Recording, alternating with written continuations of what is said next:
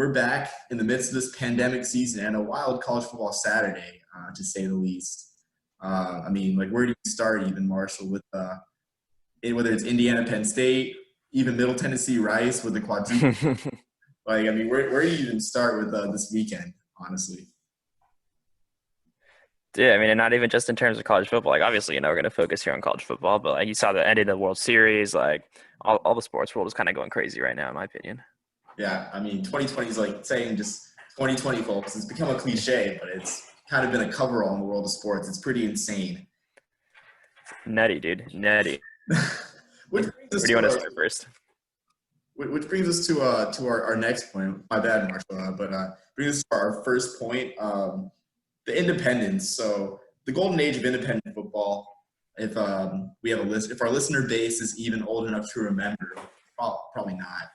You had in the 80s, you had South Carolina as independent. You had pretty much the entirety of the Big East playing independent ball. Georgia Tech as well. Miami, you name it. A ton of independents playing good football all over the place. And now I wouldn't say we're at sort of a golden age again, but there's a lot of independents, whether it's New Mexico State, who got booted from their conference, Liberty, who's trying to go on the ascent to joining a group of five conference with their deep pockets, being the sort of Notre Dame of the evangelical Christians like myself. the traditional independent. They try their time in a conference in Conference USA. Well, Omar, for that, I have a quick question for you then, I guess. Yeah, of course. So it's like, given all the independents coming around again, what's your take on then, Notre Dame going and playing conference games in the ACC this year? I think for this year only. Yeah. I think it's a good move because they would have been playing, as we go on later, we'll talk about the states of the independents, as this seems to be a sort of revival for independent football. But they would have been playing, who knows, like whatever CUSA team had their non-conference schedules changed. It would have been hard to fill schedules in any other power conference. I mean, the Big 12 had one conference game for each school. But they made the right move for this year, but they made it clear. It's like, it's going to take a pandemic for us to join a conference. And even then, it's 1 year, so don't even try at ACC. You don't think this could lead to some kind of sustained conference play for them? Maybe even Absolutely potentially joining not. And I'll tell you the why. ACC? I'll tell you why. It's because of money. It's because of money. It's because of the football money. Because you think Notre Dame wants to be at the mercy of the ACC and like the networks choosing their games every 2 weeks. Because they got their games on NBC. They got their home games on NBC. You think they're going to give that up for an appearance a couple years or a couple times a year, on ESPN, ESPN2, heck, even ESPNU if they're playing a bottom feeder in the ACC. You know what I mean? Yeah, I get it. But let's say things radically change, TV contracts go to streaming. How does that affect them? I think Notre Dame, they're bigger than streaming, honestly, because they're on an over-the-air network. They're on NBC. Everyone gets NBC. You don't need a Roku box to get NBC or, YouTube TV or whatnot. It's there. It's not. Hey man, out here in the forest, I don't get NBC, man. I don't get nothing. Well, that's a good point. NBC has their NBC Go, but I'd say, Marshall, correct me if I'm wrong, you're in the minimum, or you're in the minority.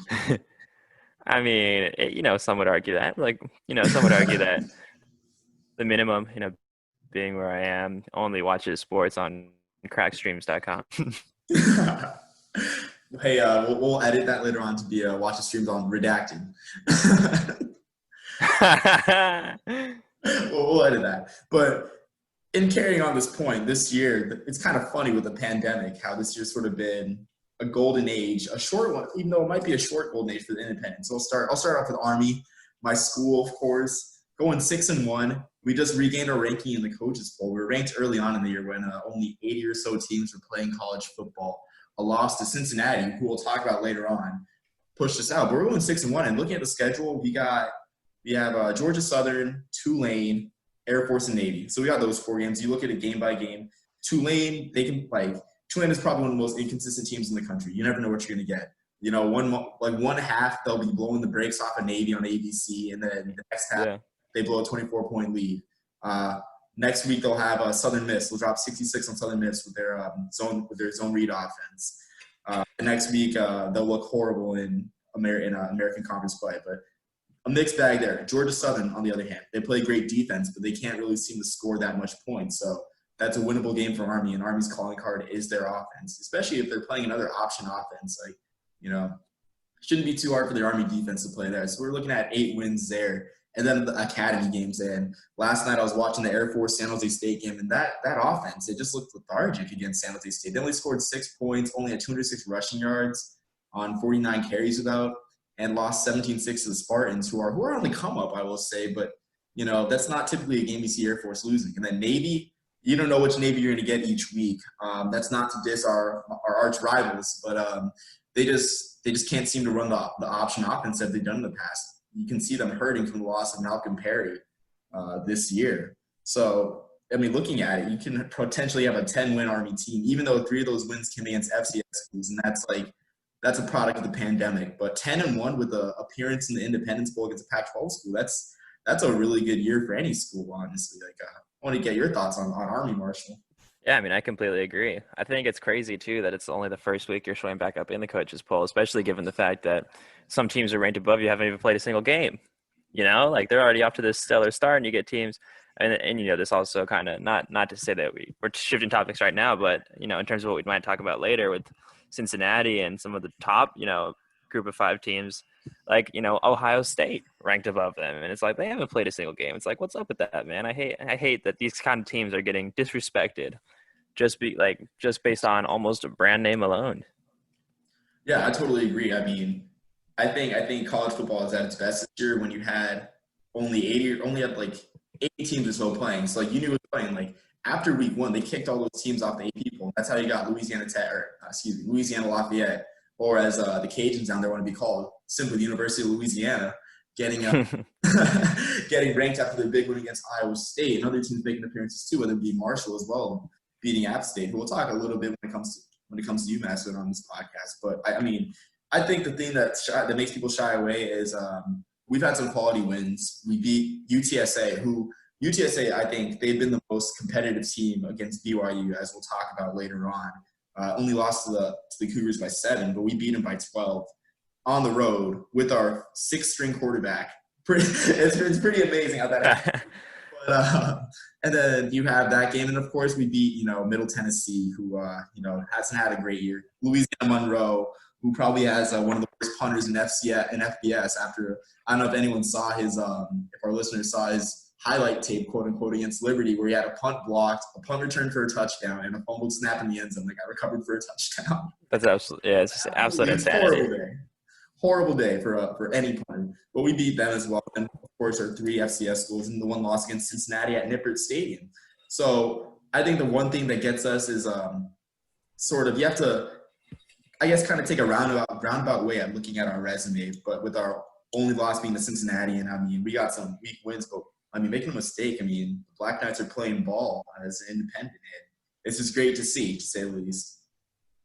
I would have to agree. I think, the exposure at the beginning of the season, like you said, great points. Sorry, I don't know what's the word. It's good exposure, for these teams, really. You have teams getting noticed that may not get noticed before. I think.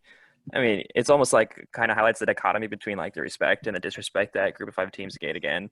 The fact that they were kicked off so easily, but Black Knights, I think they finished 10-1. That's the top 25 finish for sure. Yeah, and keep in mind, so another thing to look at is with the Independence Bowl, as the bowl representatives were actually in attendance. So my company's got seats behind the Army bench at the 50-yard line. Great seats. That's one thing I'm thankful for this pandemic, as kind of sad as that sounds. It's horrible. But one positive side is no fans. They kind of spread the Corps Cadets out, leading to my company getting seats behind the 50-yard line. And I saw these guys with Independence Bowl blazers and bullpens, and I kind of shouted at them hey, we want USC, and that might be a reality given the past we lost. They've already lost 2 bowls. Marshall, the Holiday Bowl is not happening this year. As sad as that's one of my favorite bowls. Yeah. And, also, the Foster, not the Foster Farms Bowl. Is it the Foster Farms Bowl? It's the I think it is Foster Farm. I forget who. No, it's the Red Box Bowl. the Red Box Bowl, whatever the San Francisco Bowl is called. I mean, these bowl sponsorships they change so fast. But the Pac-12 has only got 6 bowls for the 12 teams, so like there could be a chance that Army gets a really quality team and not just some scrub team to play in the Independence Bowl in Shreveport. I think the most tragic bowl loss is the loss that Phoenix endured, the loss of the Cheez-It Bowl, relocating itself to Orlando. But you now have the guaranteed rate bowl with the Yeah, but that's no cool Cheez-It Bowl. cactus logo. I totally understand, totally. But I mean, hey, you got to make the most of it. So, so in continuing our talk about the independence, we continue the darling of the independence, and as we just record, the AP poll came out just now, and it has BYU ranked in the top 10, which is amazing. And you look at BYU's body of work. I'll read it over right now. The first win against Navy, which looked like an amazing win, beating them 55-3 on Labor Day, which I mean, I had to feel bad for the midshipmen. I got a couple friends who they do a semester exchange program, became good friends with a couple midshipmen. A shout out Richard Ginn and Brady Schuler. Good guys. I felt for like the midshipmen that getting like beat on national TV on Monday Night Football. Like the Labor Day game is usually like a great game, whoever plays in it. But they beat Navy. The next game they beat a solid Troy team who's 3-2 right now, 48-7, blew them out. Game after that they beat Louisiana Tech, who's kind of hit a rough patch at 3-3, but they're always a contender in the CUSA West. Like make no mistake about it, they're not a doormat there. Week after they beat UTSA, as we talked to, UTSA has shown its mettle. They're 4-3. They play good defense. They play good ball out there in San Antonio in the Alamo Dome. And the week after that, probably their first like real huge test. Even though UTSA was a tough one, they beat Houston by 17 after trailing 26-14. I think heading to wasn't the fourth quarter, but it was like in the second half they were down 26-14. Ended up winning that one 43-26 against the Cougars, who were 2-1. They got a bit of a reprieve this past weekend, beating Texas State 52-14.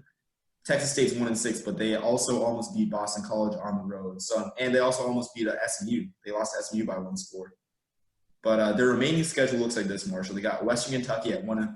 Western Kentucky, that should be another blowout because Kentucky, they barely beat the Chattanooga Mocs 13-10. The week after that, not the week after. I didn't put the dates here in my notes, but they got Boise State. I think November 6th on a Friday night, a game I'm actually really excited for. That could mean a lot for the New Year's Six race in Group of 5 and for BYU. Yeah. After that, they got North Alabama. Whatever. Another murder. No disrespect to the Lions in North Alabama, but I don't see BYU having a problem with them. And especially North Alabama, they've played Liberty, who we'll talk about as well in our independence discussion. But their last game, another test against San Diego State, and San Diego State under Brady Hoke, the notorious coach who doesn't wear a headset. For those of our listeners that follow college football memes, the non-headset donning Brady Hoke led San Diego State Aztecs won their first game 34-6, and forgot to mention earlier, Boise State won their first game as well. But Marshall, looking at BYU's resume and with them at number 10, the big question comes: How will the playoff committee perceive BYU? Like, do you think BYU is primed for a New Year's Six appearance as an at-large? I think it's possible. I think, the game against Boise State is probably going to be the biggest sticking point on their resume, especially considering the fact that they didn't get to play Army. None of their games, save for UTSA, were all that close, but it's like, they shouldn't have been close, really. I mean, I guess it's tricky too because you have another team in Cincinnati, also making that kind of argument that they should be in that, and so it's almost like it's gonna come down to the wire in that sense, and who fumbles first, who is able to maintain that undefeated stretch. But I think if BYU is able to maintain that, I think they can make a really good argument. I mean, think about who some of the teams above them are. Like Penn State just got embarrassed.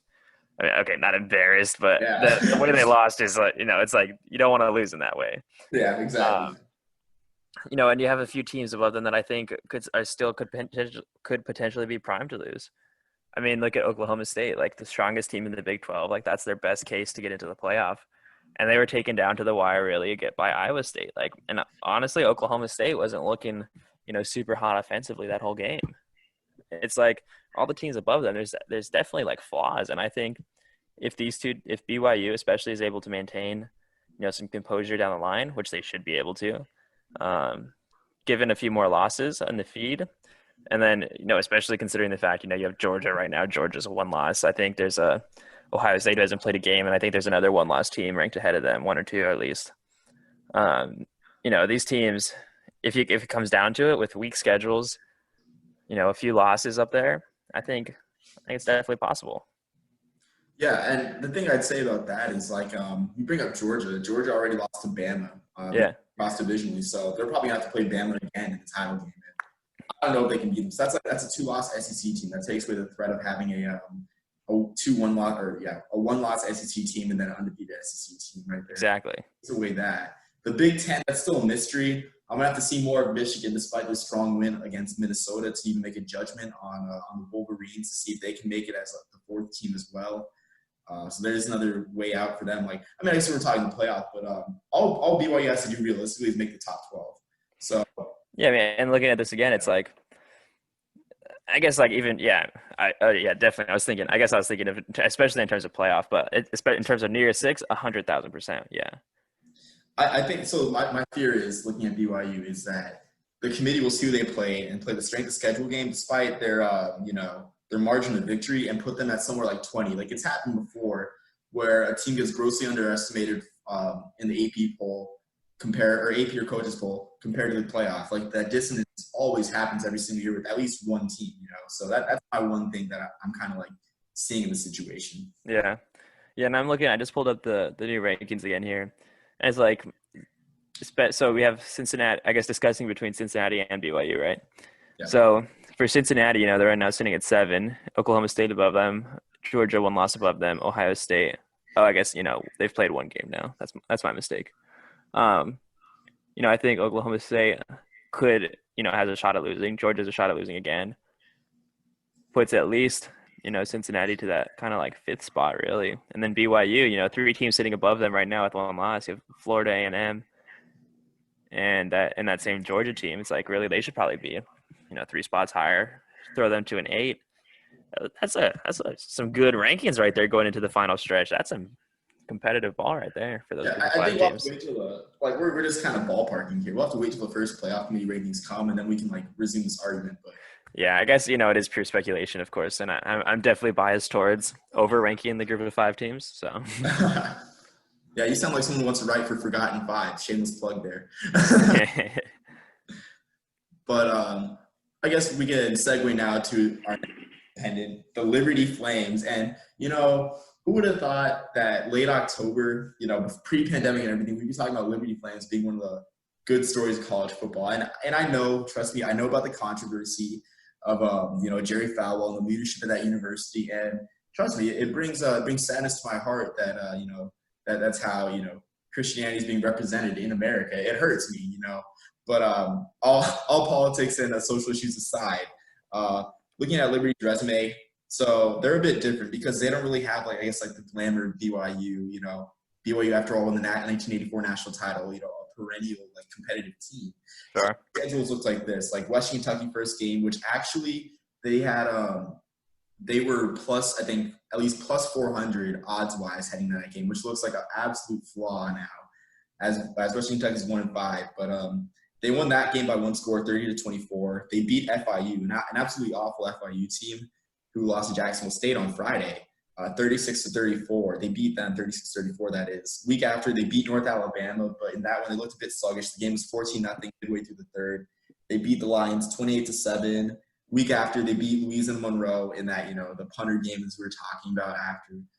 40-7 at home. And then this was their first test. The week after, they had Syracuse. And I looked at the Syracuse Liberty line. I thought, so you got Syracuse at the Carrier Dome at home as 3-point dogs to a Liberty team that's been untested. But they ran roughshod over the Orange that game as I think they had 200 rushers in a 38-21 win. Then this week with Southern Miss coaching with their interim coach, quarterback playing, they pulled away. The Golden Eagles gave them some trouble, but they pulled away after 86-35 as a Liberty's quarterback. Auburn transfer Malik Wills had over 300 yards passing, 6 passing touchdowns, and a rushing touchdown. A really great performance by their QB.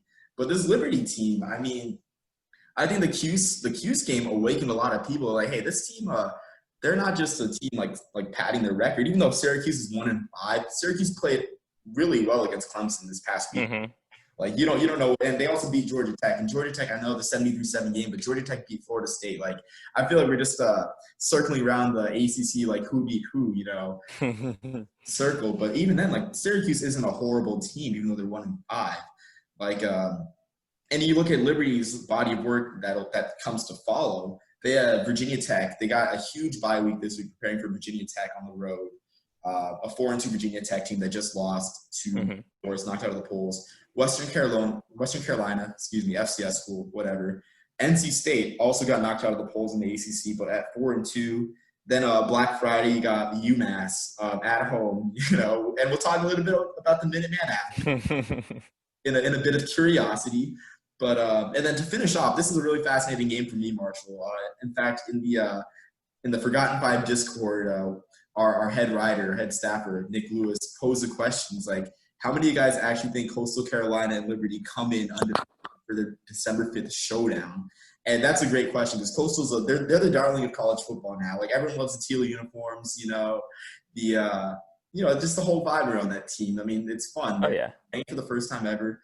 But that looks like it could be one of the games of the year, honestly. But so Marshall, looking at the Liberty Flames' body of work in their upcoming slate, what do you think happens if they run the table? Do you think they sneak in top 12 if they run the table? Because if they beat Virginia Tech and North Carolina State, which doesn't seem too unrealistic, at least to me, like it doesn't seem like that much of like it is a long shot, but it's not. Crazier things have happened, to say the least. Sure. I think I think if they are able to, yeah. No, you're good. If they are able to get to that last game undefeated, I think you have to give them that respect. Like that North Carolina State team and that Virginia Tech team, those are two good teams. I mean, looking back, like of course North Carolina State just lost, this last weekend, a little bit ugly to UNC. But I mean, earlier in the season they lost by 1 to Pitt. It's like Virginia Tech, like earlier. They played well against like Boston College. They played well against Duke. They played well against North Carolina. Like these aren't shabby teams, I think you have to give Liberty that respect if they're able to do it. So the thing is though, if it comes down, you got BYU and Liberty ranked in the top 12. Heck, I mean, even throw in Army. Like, I mean, it's a long shot that they put us in the top 12 given our 3 FCS losses, but we're still a 10-1 team. Sure. And so this is more so BYU versus Liberty issue. Like, who are you picking? Because BYU, I mean, I think the committee would take wins over Virginia Tech, NC State, and even Syracuse over, BYU's best wins over Houston, Boise, and San Diego State. So if it comes down to like picking one team for an outlier spot in the New Year's Six, like who are you picking? That's tricky. That's a really good question. I think too you have to look at like margin of victory too. So it's like BYU, their margin of victories have been much greater than that of Liberty. And I mean, I think at least of comparable like, stature of opponents. But I do think those 3 wins are better if Liberty's able to get them. So I think you'd have to get, it's weird because BYU is obviously ranked so much higher right now. But I think at the end of the day, you would have to give Liberty kind of the tip there. Yeah, I mean, it's kind of tough too because you look at Liberty's earlier body of work, and this could just be attributed to the team like gaining game experience. But like Western Kentucky, they had played Louisville the week before they played Liberty in their Liberty season debut. So they had that game experience over Liberty, and they only beat the Hilltoppers, who are 1-5, not looking good at all, by 6. And then you look at the following week against FIU, which that was FIU's first game. They only beat the Panthers by 2. And even then, mentioning the North Alabama game, they kind of looked sloppy. I didn't watch the game, but looking at the stats, and it was only a 14-0 game midway through the third. Like, it looked sloppy there, but to say the least, like this team's caught fire. I mean, they've had like they have a good downhill running game, and the thing is, the downhill running game chews the clock, takes it out of the hands of their defense, which might be a good thing for Liberty when they play Virginia Tech and NC State. Like that good downhill running game where they've had 4 separate guys have 100-yard rushing games. It's absolutely incredible. But I mean that could be the recipe for them to at least claim one of those games for sure. But I think the race in the independents for like the New Year's Six, that's definitely a headline, an underrated headline in college football the rest of this year that people should watch out for, I think. And even the Heisman race too, what that means for the Heisman race. Like you got undefeated BYU coming in the last game. Like where do you put Zach Wilson in the Heisman race? I mean, I don't know if I. You think? Do you think people would give him a real shot? I mean, you talking about Zach Wilson for the Heisman? Yeah. Well, here's the way I view it. Like, I mean, he's put up great stats. Yeah, they are playing the West Coast time slots for the most part, but I mean, he's had that to himself for before the Mountain West even started playing the Pac-12. So he's been in positions where he's been the only game on TV, especially the Navy game. Hmm. Labor Day weekend. So he's had the exposure. I mean, he's kind of got the social media following. I know the official Church of Latter Day Saints statement is to not call them Mormons, but the term Mormon Manziel, like it's catchy. It gets people going on Twitter. I think, and the stats are there. Like he almost has. I think there's a stat where he almost has as much touchdowns as incompletions. Like the ratio is like really interesting. I think it's like almost a 1-to-1 ratio in terms of touchdowns and interceptions. But I really think they could give him a shot because like he's going to be playing a full schedule compared to like Justin Fields and other guys like that. Yeah. No, I get it. I follow. I think it might be too much to beat out the brand name programs kind of there because if you have like an undefeated, Alabama, and then you have like an undefeated, Clemson with Trevor Lawrence, like I don't know. I think you put him in that conversation, but I'm not sure he'll be able to pull that one out. So I'll have to watch. I'll have to look at the Heisman watch, but I think I saw something somewhere. Like some writer put Zach Wilson's like 4 or 3 in the Heisman race right now. Yeah, I think that's pretty reasonable. So yeah, that's what I mean. I think he'll make it. I think it'll probably be a virtual ceremony for the Heisman. As crazy as That, that sounds, but I that's think he'll be a finalist. I would have to agree. I think you could give him the finalist, but I just don't see him realistically winning, unfortunately. Yeah, I mean, as sad as it is, I mean, I don't think we'll ever see a group of 5 Heisman winner. I mean, it's kind of funny. Like, you'll see guys pop up, like Jordan Lynch in 2013 for those great Northern Illinois teams. You had Colt Brennan in '07 making it all the way for Hawaii. And, like, I think a crazy stat is Hawaii didn't play a game on that wasn't, like, past, I think, 8 or – I think all the games were past 10 o'clock Eastern time. Like, every single one of them was or something crazy like that. Like, 1 or 2, if anything, weren't that late, and he still made it somehow. And then Kellen Moore, of course. It's just hard to find group of 5 candidates that people, rally behind. It's really sad. Yeah. Have there been like who was the last group of 5 winner of the Heisman? Was there? You'd have to look at Ty Detmer from BYU in 1990. Huh. Yeah, and the funny thing about that is the day he was awarded the Heisman Trophy, I think they're playing Hawaii, and Hawaii just absolutely stomped him on the island. They dropped a 50 burger on the Cougars, but I've seen highlights of the game. Like they had no answers for that team that day. Like it was weird. Dude, I'm looking at this now. What a different world, Ty Detmer there, and then the year before we got Andre Ware from Houston. Oh yeah, the Southwest Conference. So it's probably. I mean, this man being a big Texas guy. That it was a power conference for all intents and purposes. I suppose you're right. Yeah, that I'll give you that. I'll give you that. But that's a discussion for another time. I mean, if you want to have it. But moving on to our last topic in the independent realm, UMass. Kind of a curious case here. Like, I have an article for Forgotten Five dropping tomorrow about UMass's schedule, their plight. Like what's the end game they're looking for exactly. They made their season debut a week ago against Georgia Southern, where they got beat 41-0. They got an ESPN2 appearance. Great for the program, the exposure. But they were competing against other games, so like, who really was watching if you weren't, gambling on the game, like, were you really watching? And they got embarrassed 41-0. They added 2 more games. They added a game against Marshall on November 7th, and they added a road game. They're both road games. Added a road game against Liberty on Black Friday. Black Friday's got a traditionally light slate, so that could be some room for exposure for both schools. Pretty cool. But my point I'm making is here. The Minutemen are in an interesting position where they can actually impact the New Year's Six race. They don't even have to win these games. They just have to kind of like against that Marshall game. If they play very competitively and hang around to the end, like Marshall might they might look at that on Marshall's resume and not put them in the top for the New Year's Six because Marshall's undefeated right now. They had that big win against App State on CBS and a very interesting game exposure wise for both programs. So Marshall's already ranked. People like we can talk all we want about American, BYU, Liberty, but Marshall's also there. They got to say that I think they're 19 in the coaches poll or the AP poll. And then just talking about Liberty, if Liberty ends up running the table, with their 2 wins against ACC schools, UMass be playing another top 25 team. So I mean, what are your thoughts, Marshall, about The UMass Minutemen from Amherst, from Western Massachusetts, possibly influencing the New Year's Six race. I mean, I think it's crazy that they could, honestly. It's just it blows my mind that they're even playing. Honestly, like, they came out the season, they had one game scheduled initially, Yeah, and that San game, yeah. yeah, they like lot. What was that thing you sent me? It's like they lost money on it. Like the amount of money they were paid didn't even cover the team's travel expenses. It's like the Yeah. fact that they're playing is I don't know what they're playing for. Like they're not really good. Like yeah, they can have an impact now, but that blows me away.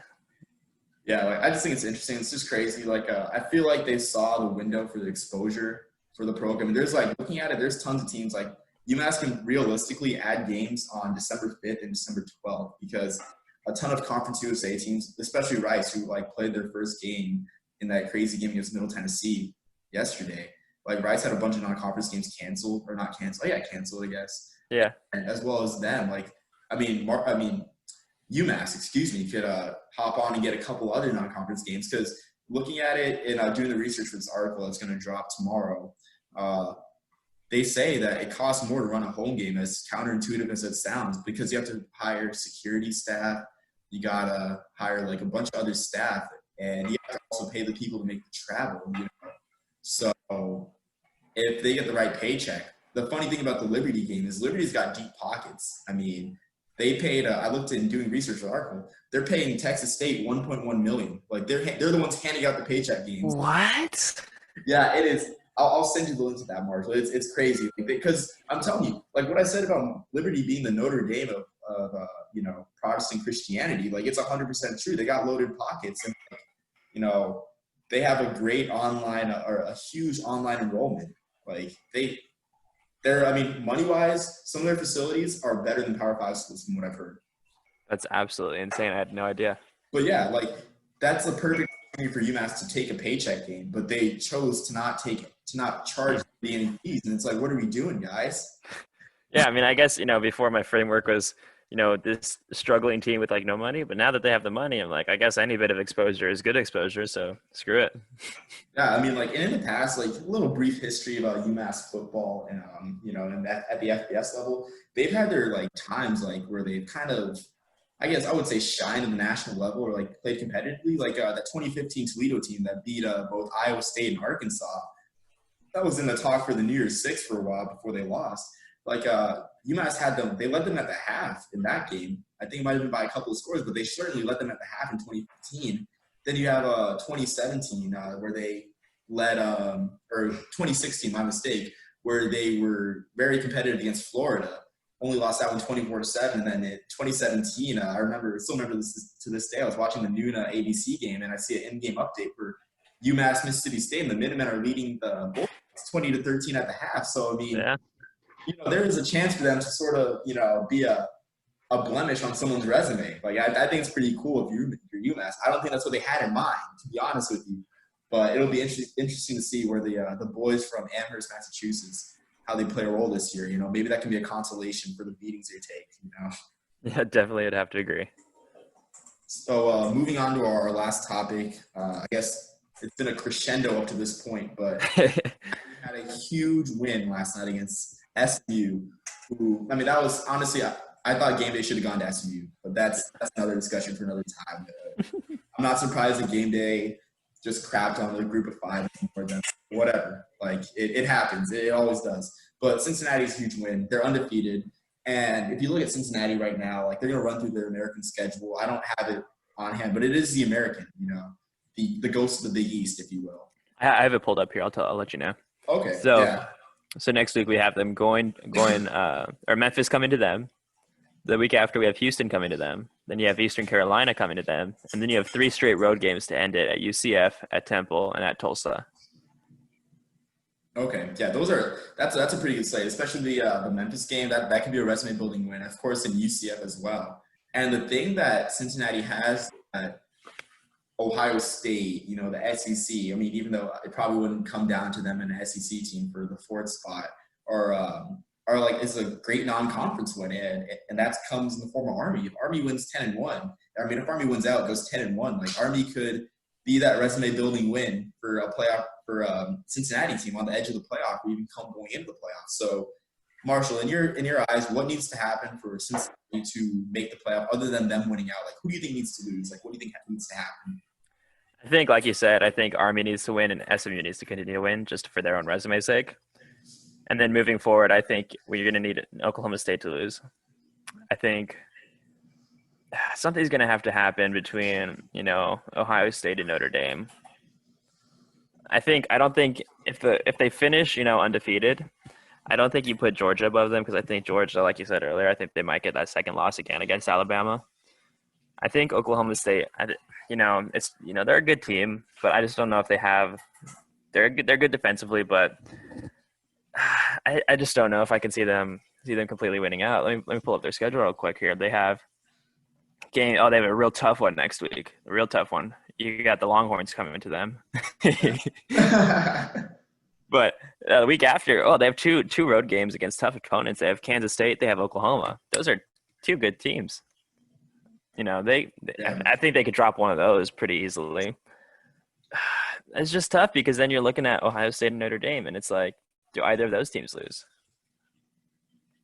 That's a good point. I think on your point with the Big 12, so like looking at the Big 12, I think Kansas State needs to win out because Kansas State has that ugly loss against Arkansas State, early in the year, which kind of got people going on the Big 12 train, crapping the Big 12.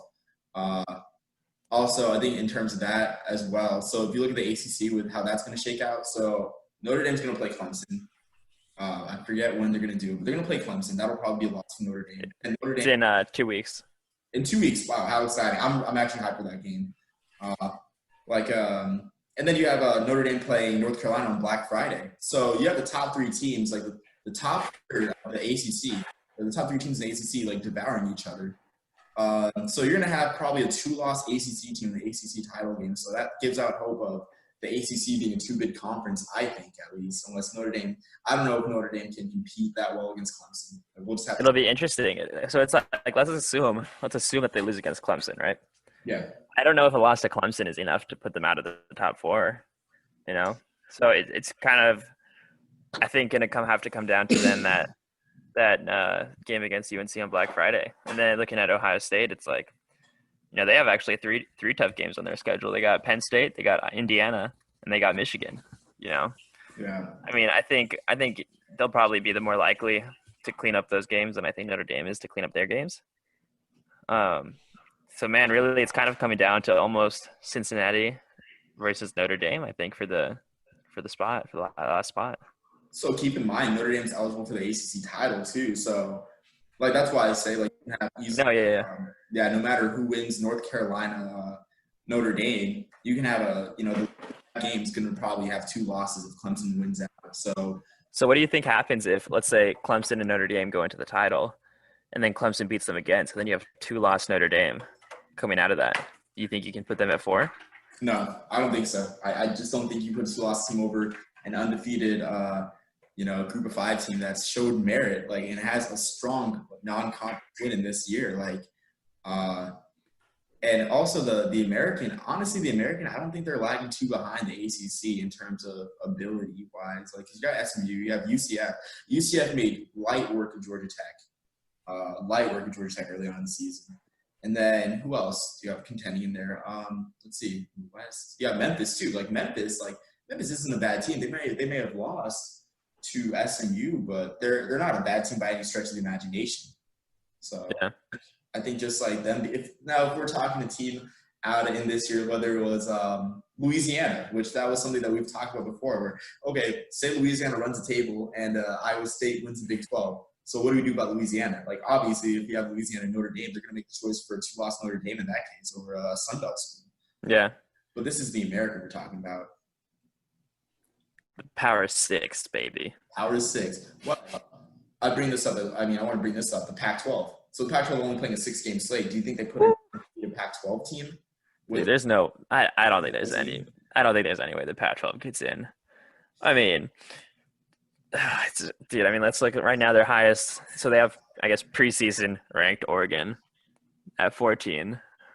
Oregon's schedule, very short. They don't really have any. It's like they're all the Pac-12 schools, but there's nothing that really stands out on it. Looking at who else even gets votes in the Pac-12, it looks like I think SC's at 21, right? Yeah, you have USC at 21. That's my bad. I totally missed that. And then I think you get votes from. Then you have 7 votes for Arizona State. It's like Oh, what? geez. You have 4, and then you have 4 votes for Cal. Like, dude, these are not.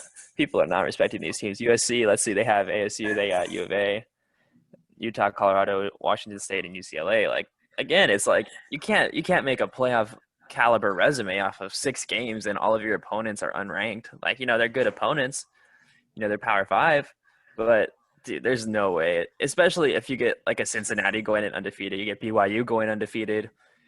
Even you have like Marshall and Coastal Carolina, dude. They come in undefeated. I think you have to give the respect to them. Honestly.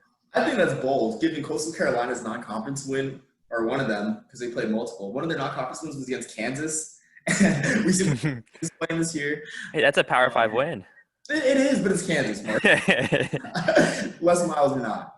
And then Hey, if you Marshall, App State. I mean, App State's a great, like they're a great team, but people are gonna play the whole group of five, it's just group of five devouring itself and whatnot. Yeah, but think about it. If you have, Marshall at 19 right now, let's say Oregon at 14, right? So Oregon goes 6-0, and then you have Marshall. They would be at what, 10 or 11-0? I think 10. I think they had a game canceled, like 9 or 10-0. Yeah, I mean that's not. You have to put some respect to that, in my opinion. Yeah. I mean, you're not wrong. Yeah. I mean, But I guess end of the day, I guess it's a bit semantic to argue about like them versus like Oregon or them versus USC, because at the end of the day, it would come down to like Oregon versus like a Cincinnati or BYU, and I think you have to give the respect, especially Cincinnati, over them in that circumstance. yeah. So I mean, honestly, I think this is the best playoff race we've had. I'm very excited for that reason with Cincinnati. But it'll just be interesting to see down the stretch. Like all this is just speculation before the first playoff rating comes to fruition. I think that it's going to be sometime in November in this really weird year. But we'll just have to see. Like it's exciting. This feels like a interesting season for an interesting year, to say the least. I'd have to agree. I think they should do this more often. They should have all kinds of varying amounts of games played and all kinds of varying schedules and cancellations and shifts. That makes it way more interesting. This feels like World War II scheduling, to be honest with you. It's what college football should be. I don't know about that, Marshall, but I mean, you can make the argument for sure. But I mean, myself, I don't really know about that. But It'd be interesting. What? So imagine you have 2 polls, right? And you get the top, let's say, 10 Power 5 teams. And then your other bracket, call it, is the top 10 group of 5 and independents.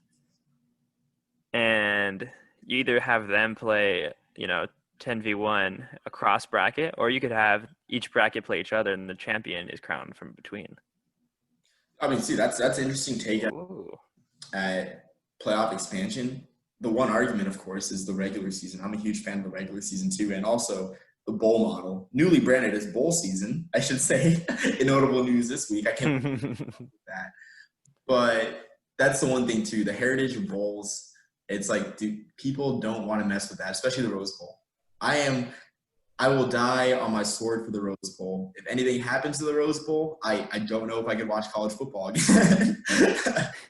I agree. I don't know why I thought about that, but that makes me think, we have to make our next topic, our next cast here. We have to put back in there the bowl expansion or the thoughts of relegation. I can't believe we forgot about that. Yeah. Well, I think we planned a what we changed about college football podcast. I think we planned that. We had that in the works. All right. Well, listeners, ready up. We're going to have you listening to us talk about what we would change in college football next time on. Yeah. Yeah. On the podcast formerly known as the 100 Years Podcast. But before we go, Marshall, do you have any final statements? My final statements are: I wish I didn't have this Cowboys game going this whole time. They're just getting absolutely mollywomped. I don't know if you've seen the score. It's 3-25. Andy Dalton got injured. We have Ben DiNucci in right now at quarterback. DiNucci, the pride of James Madison. Oh my Lord, dude! This is just an absolute dumpster fire on a train wreck, and a dog just took a shit all over it. Like I don't know what's going on here. Yeah, and then the Niners too, not looking so good, especially that Dolphins game a couple weeks ago, like that. Hey, but the Dolphins are kind of nice. I mean, with Ryan Fitzpatrick, they're nice. Yeah, I'm hurt by that. I'm one of the biggest supporters of Ivy League football you can imagine, and that just hurts me in my soul. I mean, did you see that statement when he said, "I just felt like this was my team," and it hurts. Yeah. Yeah, no, exactly. Like that's how I. God. Oh Even God, if I you look mean, back to last year as well, that win over the Patriots, that was Fitz's team. bro, that brings a tear to your eye. Oh my Yeah, goodness. but we'll see on that front as well. Well, until next time, whenever given our busy schedules as students, we'll see. Or I don't know if we'll see, because we're not looking at we don't have our cameras on, but we'll catch you next time. Whenever that is. Peace, love, and soul, everyone. Thank you all three of you for listening.